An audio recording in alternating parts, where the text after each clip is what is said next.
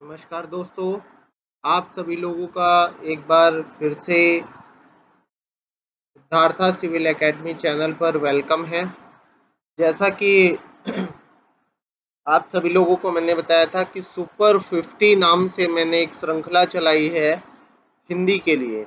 और इसमें आप अगर नेट का एग्ज़ाम देने जा रहे हैं, टीजीटी पीजीटी देने जा रहे हैं या हायर का एग्ज़ाम देने जा रहे हैं या अन्य कोई भी हिंदी से संबंधित एग्ज़ाम टीचर की वैकेंसी का देने जा रहे हैं, तो इसके लिए यह सबसे महत्वपूर्ण है। ठीक है, सबसे महत्वपूर्ण श्रृंखला है जिसमें डेली में लगभग 50 प्रश्न आपके लगभग 50 प्रश्न जो सबसे महत्वपूर्ण प्रश्न होंगे, किसी न किसी एग्ज़ाम में आए हुए प्रश्न हैं, उनका मैं डिस्कशन करूंगा। ऑप्शन के साथ आपको विकल्प भी उपलब्ध कराऊंगा जिसका आंसर आपको साथ के साथ देना है। ठीक है, साथ में आपके सामने नोट भी रहेगा कि किस एग्ज़ाम में यह पूछा गया प्रश्न है, तो वह भी आप देखते चल सकते हैं साथ के साथ। ठीक है, चलिए शुरुआत करते हैं आज की श्रृंखला। आज जो टॉपिक है आपका वो संज्ञा से लेकर के अव्यय तक के जो प्रश्न आते हैं, खास करके ग्रामर पोर्शन में, व्याकरण में, तो व्याकरण से संबंधित चीजें हैं। पहला प्रश्न है आपका, श्रृंखला संज्ञा भेद की दृष्टि से है। श्रृंखला संज्ञा भेद की दृष्टि से है। ऑप्शन है समूहवाचक, पदार्थवाचक, भाववाचक, व्यक्तिवाचक। बताइए दोस्तों। साथ के साथ आप सभी लोगों को विकल्प का आंसर मन में विचार करते चलना है। एक तरीके से आपका रिवीजन है और जानकारी नहीं है तो आपको जानकारी मिलेगी। तो श्रृंखला है समूहवाचक। किस प्रकार का शब्द है? संज्ञा की भेद की दृष्टि से समूहवाचक संज्ञा है, तो इसका आंसर हो जाएगा ए। ठीक है, चलिए अगला प्रश्न पर आते हैं। अगला प्रश्न है दोस्तों आपका, निम्नलिखित में से क्या अविकारी शब्द का एक भेद नहीं है? निम्नलिखित में से क्या अविकारी शब्द का एक भेद नहीं है? ऑप्शन है विशेषण, क्रिया विशेषण, समुच्चय बोधक, संबंध बोधक। बताइए दोस्तों, क्या हो जाएगा इसका आंसर? आप सभी लोगों को बताना है।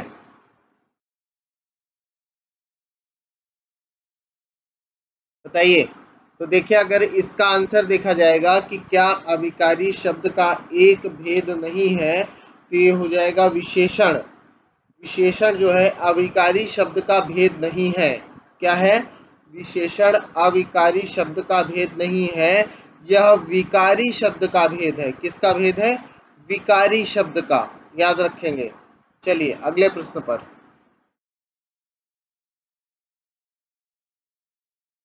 अगला प्रश्न है, संज्ञा पदबंध बतलाने वाला वाक्य कौन सा है? संज्ञा पदबंध बतलाने वाला वाक्य कौन सा है? ऑप्शन देखिए, चांद से भी प्यारा मुखड़ा। दूसरा ऑप्शन है घर से होकर जाऊंगा। तीसरा ऑप्शन है देव का मारा वह। चौथा है डी है रात को पहरा देने वाला। बताइए, संज्ञा पदबंध बतलाने वाला वाक्य कौन सा है? ये माध्यमिक के उच्च मध्य प्रदेश के उच्च माध्यमिक शिक्षक भर्ती 2018 का आया हुआ प्रश्न है। बताइए दोस्तों। याद रखिएगा, इसमें संज्ञा पदबंध बतलाने वाला वाक्य है रात को पहरा देने वाला। कौन सा वाक्य है? रात को पहरा देने वाला। दोस्तों याद रखिएगा। ठीक है, याद रखिएगा, यही संज्ञा पदबंध बतलाने वाला वाक्य है। ठीक है, चलिए अगले प्रश्न पर आते हैं। अगला प्रश्न है आपका, कहत नटत रीझत खिझत मिलत खिलत लजियात भरे भवन में करत हैं नैनन ही सौ बात। बताइए दोस्तों, उपर्युक्त दोहे में प्रयुक्त मुख्य क्रियापद की संख्या है। मुख्य क्रियापद की संख्या बतलाना है दोस्तों। बताइए। कहत नटत रीझत खिझत मिलत खिलत लजियात भरे भवन में करत हैं नैनन ही सौ बात। उपर्युक्त दोहे में प्रयुक्त मुख्य क्रियापद की संख्या बतलाना है। बताइए। ऑप्शन है 1, 2, 7 और 8। याद रखना है इसमें 7 है, प्रयुक्त मुख्य क्रियापदों की संख्या 7 है दोस्तों, याद रखिएगा। जैसे कहत, कहत का मतलब कहना, नटत का मतलब नकारना, रीझत का मतलब रीझना, ठीक है, खिजत का मतलब खिजना, और मिलत मिलना, और खिलत खिलना, लजियात लजाना, जिसे लज्जा कहते हैं। और साथ में अगर बात करें तो इस प्रकार से अगर आप देखेंगे तो ये, जबकि एक गौड़ क्रियापद भी इसमें है, बात करना, भरे भवन में करत है नैनन ही सौ बात, बात करना ये क्या है, गौड़ पद है। लेकिन प्रमुख रूप से मुख्य क्रियापदों की संख्या कितनी है, 7 है, जो मैंने बताया। ठीक है, याद रखिएगा। अगला प्रश्न देखिए दोस्तों।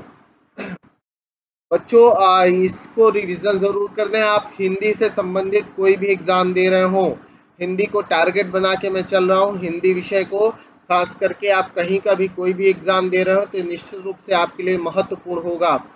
बिल्कुल भी इस श्रृंखला को नहीं छोड़ना है। साथ में लाइक भी वीडियो करिए और शेयर भी कर दीजिए। अगर चैनल से नहीं जुड़े हैं तो सब्सक्राइब कर दीजिए, बेल आइकन क्लिक कर दीजिए, जिससे आपको नोटिफिकेशन भी मिलता रहे। अगला प्रश्न देखिए। लड़की जाए यह वाक्य किस काल में है? लड़की जाए यह वाक्य किस काल में है? ऑप्शन आपके सामने है। पूर्ण भूतकाल, वर्तमान काल, संभाव्य भविष्य काल, और संभाव्य सामान्य भूतकाल। बताइए। लड़की जाए, अगर हम इस पर जाएंगे कि यह वाक्य किस काल में है दोस्तों, तो याद रखिएगा यह संभाव्य भविष्यत काल का वाक्य है, क्योंकि अभी जस्ट संभवतः यह होने वाला है। लड़की जाए एक तरीके से सूचक है कि कोई आदेश दे रहा है कि अब लड़की जाए, या उससे कह रहा है, तो संभवतः भविष्यत काल का है, तो संभाव्य भविष्य काल इसका आंसर हो जाएगा। ठीक है, चलिए अगले प्रश्न पर। अगला प्रश्न देखिए। मोहन ने पढ़ा है यह वाक्य संदिग्ध भूतकाल में होता है। मोहन ने पढ़ा है यह वाक्य संदिग्ध भूतकाल में होता है।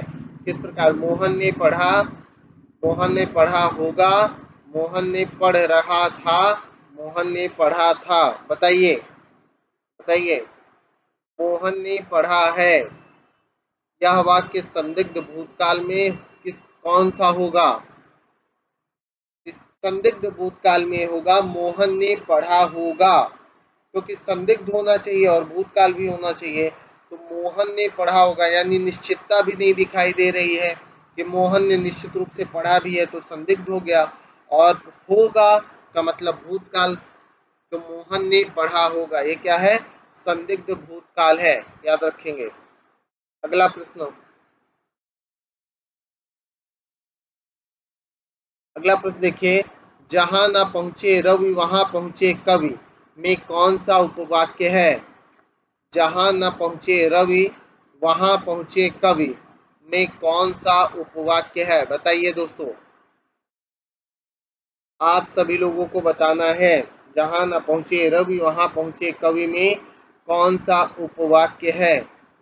क्रिया विशेषण उपवाक्य, विशेषण उपवाक्य, सर्वनाम उपवाक्य, संज्ञा उपवाक्य। नवोदय विद्यालय का आया हुआ प्रश्न है, तो इसमें अगर देखेंगे तो यह है क्रिया विशेषण। ठीक है, क्रिया विशेषण उपवाक्य है दोस्तों। कैसा वाक्य है? क्रिया विशेषण उपवाक्य है, ध्यान रखेंगे। चलिए अगले प्रश्न पर आते हैं बिना देरी किए हुए। अगला प्रश्न है, निम्नांकित वाक्यों में क्रिया विशेषण युक्त वाक्य कौन सा है? निम्नांकित वाक्यों में क्रिया विशेषण युक्त वाक्य कौन सा है? बताइए। इसमें देखेंगे क्रिया विशेषण युक्त वाक्य जो है, इसमें लड़का रोते रोते घर पहुंचा। लड़का रोते रोते घर पहुंचा, ये कैसा वाक्य है? क्रिया विशेषण युक्त वाक्य है, याद रखिएगा। अगला प्रश्न देखते हैं।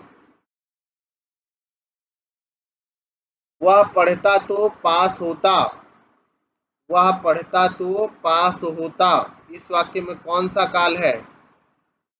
और निम्नलिखित विकल्पों में से सही विकल्प का चयन कीजिए।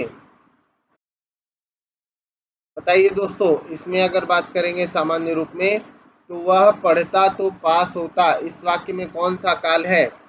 निम्नलिखित विकल्पों में से सही विकल्प का चयन करना है। ठीक है, ऑप्शन है सामान्य भूत, पूर्ण भूत, अपूर्ण भूत, हेतु हेतु मत भूत। बताइए, इसमें अगर देखा जाए वह पढ़ता तो पास होता, यह हेतु हेतु मत भूत है। क्या है? वह पढ़ता तो पास होता। अगर इसे सामान्य भूत में परिवर्तित किया जाएगा तो हो जाता वह पास हो गया। और पूर्ण भूत में, ठीक है, वह पास हो चुका था। और अपूर्ण भूत में अगर बात करें वह पढ़ रहा था। इस प्रकार से वाक्य बन सकते हैं। ठीक है, ये वाक्य हो सकता है। चलिए अगले प्रश्न पर आते हैं।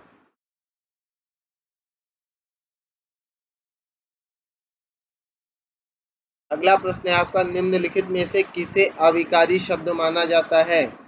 किस शब्द को हम अविकारी शब्द मानते हैं दोस्तों? बताइए। संज्ञा, सर्वनाम, अव्यय, क्रिया। निम्नलिखित में से किसे अविकारी शब्द माना जाता है? बताइए। इसमें अगर देखेंगे तो अविकारी शब्द अव्यय को माना जाता है। किसे माना जाता है? अव्यय को अविकारी शब्द माना जाता है। दोस्तों याद रखेंगे, अव्यय को क्या माना जाता है? अविकारी शब्द माना जाता है। ठीक है, तो यह आप सभी लोग ध्यान रखेंगे।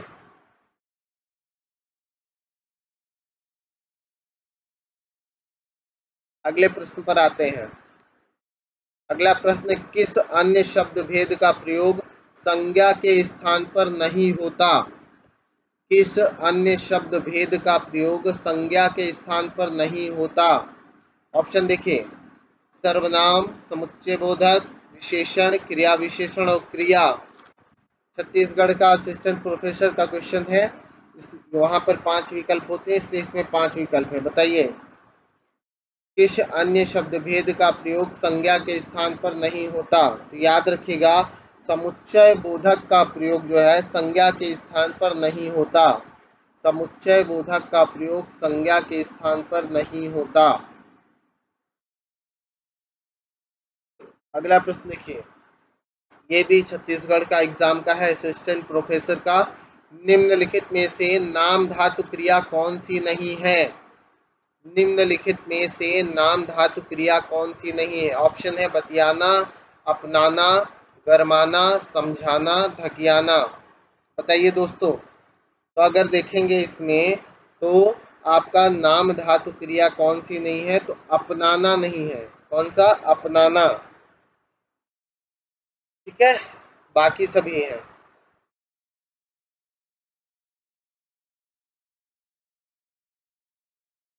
अगला प्रश्न देखते हैं। अगला प्रश्न है, पुरुषवाचक सर्वनाम मैं का संबंध रूप निम्नलिखित में से क्या होगा? पुरुषवाचक सर्वनाम मैं का संबंध रूप निम्नलिखित में से क्या होगा? मुझ, मेरा, हम, मुझ में। तो पुरुषवाचक सर्वनाम मैं का संबंध रूप अगर बात करें तो मेरा है। क्या है?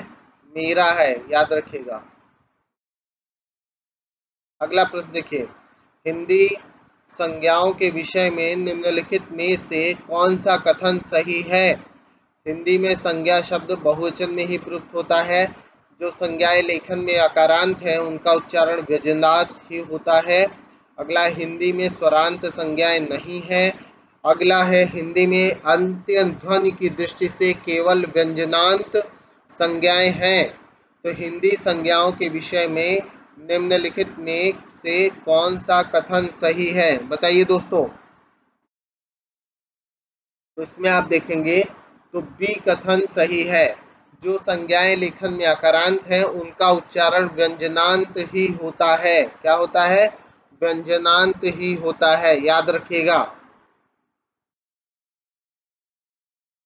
उम्मीद कर रहा हूं कि आप लोगों का रिवीजन भी हो रहा होगा। साथ के साथ अगर प्रश्न नहीं आ रहे हैं तो आपको एक बेहतर आंसर मिल रहा है, नया प्रश्न आपके सामने से गुजर रहा है। ठीक है, तो निश्चित रूप से सारा वीडियो देखना है, क्विट नहीं करना है, ये ध्यान रखेंगे। सारे प्रश्न महत्वपूर्ण है, जरूर देखना है।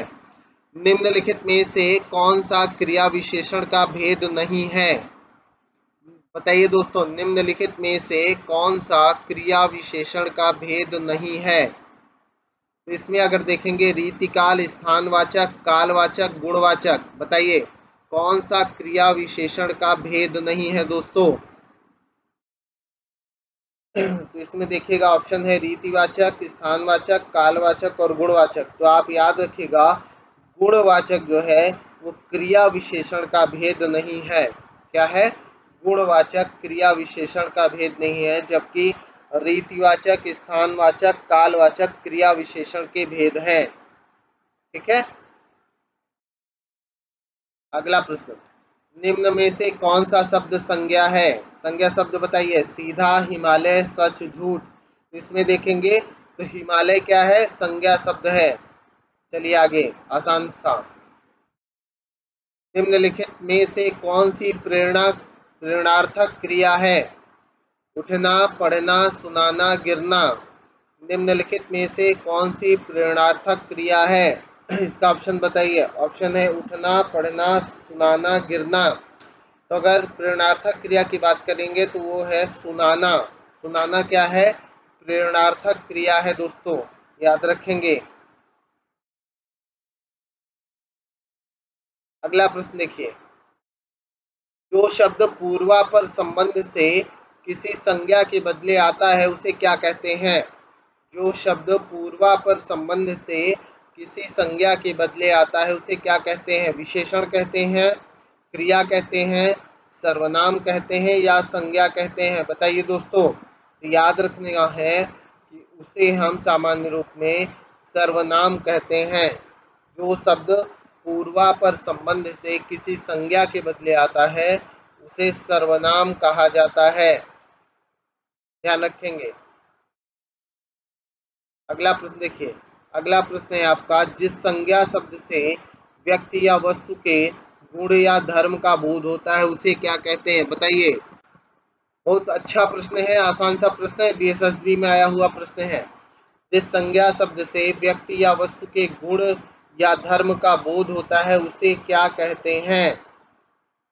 ऑप्शन देखिए, समूहवाचक संज्ञा, भाववाचक संज्ञा, जातिवाचक संज्ञा, व्यक्तिवाचक संज्ञा। इसमें देखेंगे तो उसे हम भाववाचक संज्ञा कहते हैं। क्या कहते हैं? भाववाचक संज्ञा कहते हैं दोस्तों, याद रखना है, भाववाचक संज्ञा।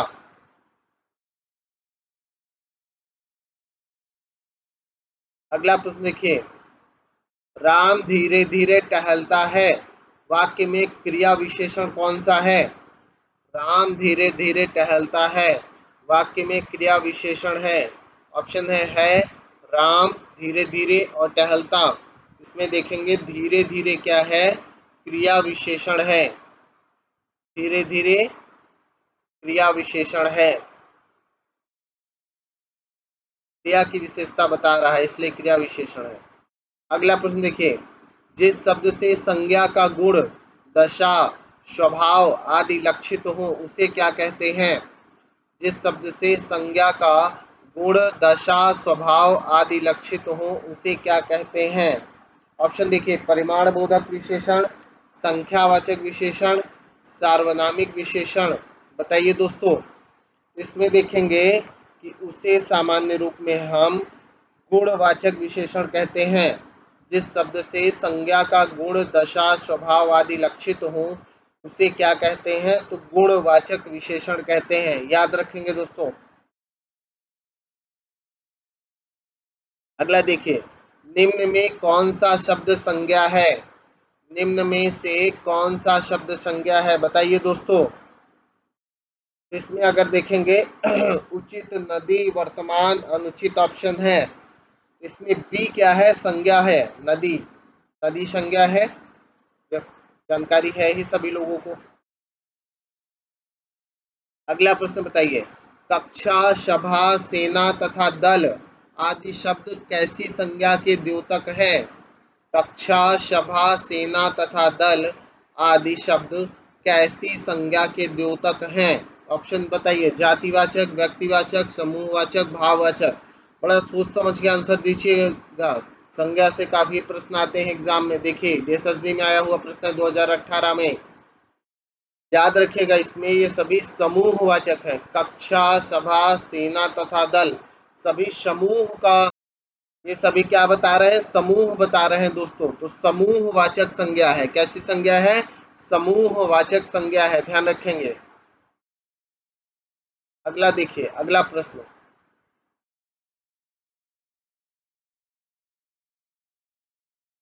बुढ़ापा शब्द कौन सी संज्ञा का उदाहरण है? बुढ़ापा शब्द कौन सी संज्ञा का उदाहरण है? बताइए दोस्तों।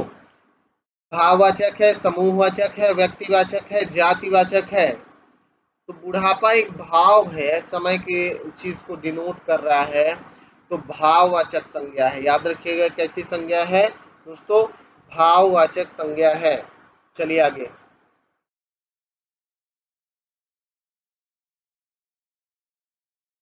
प्रश्न सारे देखने हैं, ध्यान से देखना है। हिंदी से संबंधित कोई भी ऑब्जेक्टिव एग्जाम आप दे रहे हैं, खास करके टीचिंग एग्जाम से रिलेटेड कोई भी एग्जाम दे रहे हैं, तो आपके लिए यह वीडियो रामबाण है। सुपर 50 रामबाण वीडियो हिंदी का, याद रखिएगा।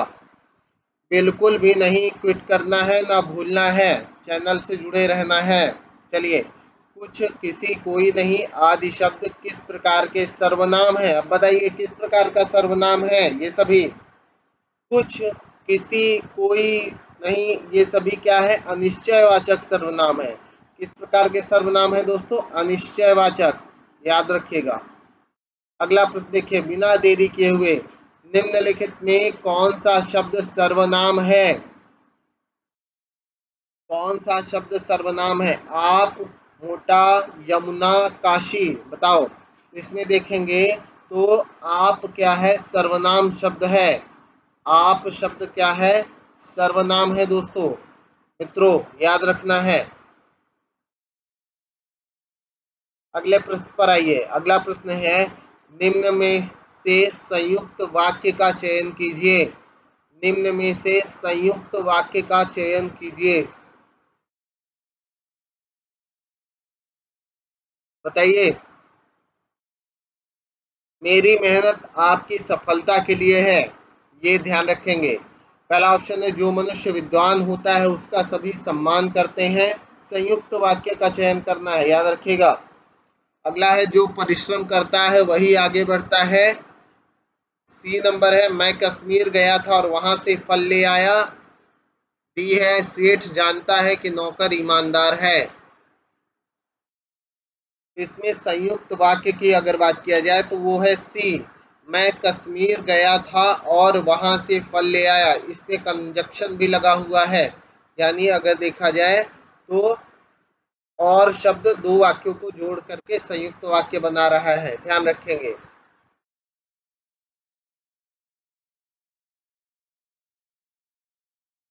अगला देखिए, विशेषण के कितने भेद होते हैं? बताइए दोस्तों, विशेषण के कितने भेद होते हैं? तो याद रखना है, विशेषण के भेद की अगर बात किया जाए तो 4 भेद होते हैं। कितने भेद होते हैं दोस्तों? विशेषण के 4 भेद होते हैं, याद रखेंगे। मैं एक चीज बता दूं, मैं हिंदी की श्रृंखला लेकर के आया हूं, तो मन में बिल्कुल डाउट नहीं रखिएगा। हिंदी से मेरा नेट और सारी चीज़ें क्वालिफाई हूं मैं, साथ के साथ पीएचडी रनिंग पे है, बहुत सारी चीज़ें चल रही हैं साथ में। तो आपको हिंदी के लिए बेहतर गाइडलाइन मिलेगी, बिल्कुल घबराना नहीं है। विशेषण के कितने भेद होते हैं? तो 4 भेद होते हैं दोस्तों, याद रखिएगा। चलिए अगले प्रश्न पर आते हैं। अगला प्रश्न है, प्रयोग के अनुसार सर्वनाम के कितने भेद होते हैं? प्रयोग के अनुसार सर्वनाम के भेद बताना है दोस्तों, तो बताइए।